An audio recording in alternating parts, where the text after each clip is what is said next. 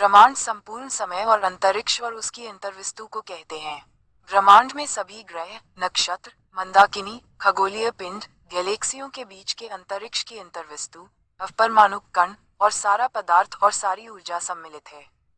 जबकि पूरे ब्रह्मांड का स्थानिक आकार अज्ञात है, अवलोकन योग्य ब्रह्मांड के आकार को मापना संभव है।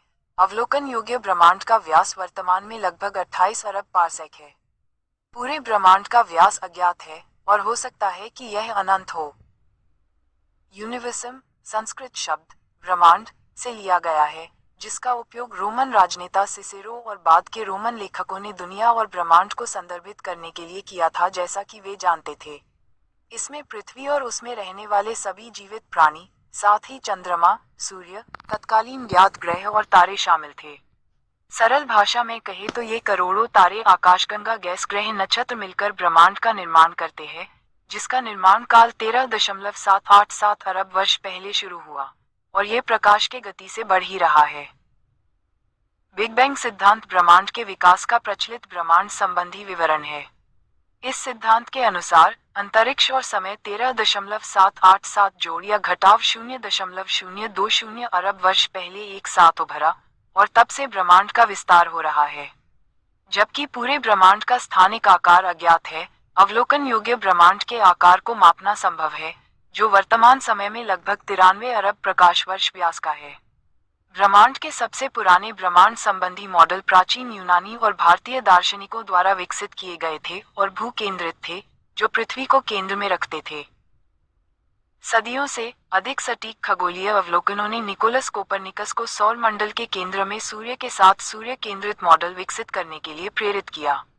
सार्वभौमिक गुरुत्वाकर्षण के नियम को विकसित करने में आइजैक न्यूटन ने कोपरनिकस के काम के साथ साथ जोहान्स केपलर के ग्रहों की गति के नियमों और टाइको ब्राहे द्वारा टिप्पणियों पर बनाया।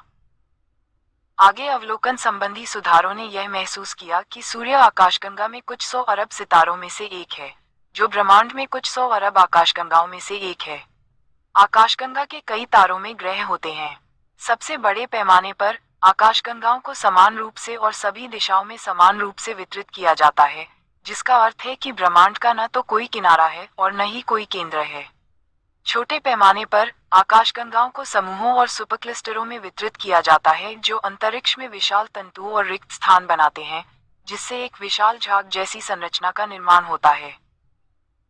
20वीं सदी की शुरुआत में हुई खोजों ने सुझाव दिया है कि ब्रह्मांड की शुरुआत हुई थी और तब से अंतरिक्ष का विस्तार हो रहा है, एक बढ़ती हुई दर से। बिग बैंग सिद्धांत के अनुसार ब्रह्मांड के विस्तार के रूप में शुरू में मौजूद ऊर्जा और पदार्थ कम घने हो गए हैं।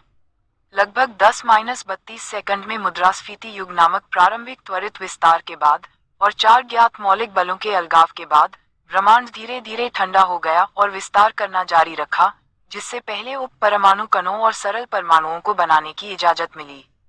डार्क मैटर धीरे धीरे इकट्ठा हो गया, जिससे गुरुत्वाकर्षण के प्रभाव में फिलामेंट्स और वॉर्ड्स की फोम जैसी संरचना बन गई। हाइड्रोजन और हीलियम के विशाल बादल धीरे धीरे उन जगहों की ओर खींचे चले गए जहां डार्क मैटर सबसे अधिक सघन था, जिससे पहली आकाशगंगाएं, तारे और आज दिखाने वाली हर चीज का निर्माण हुआ।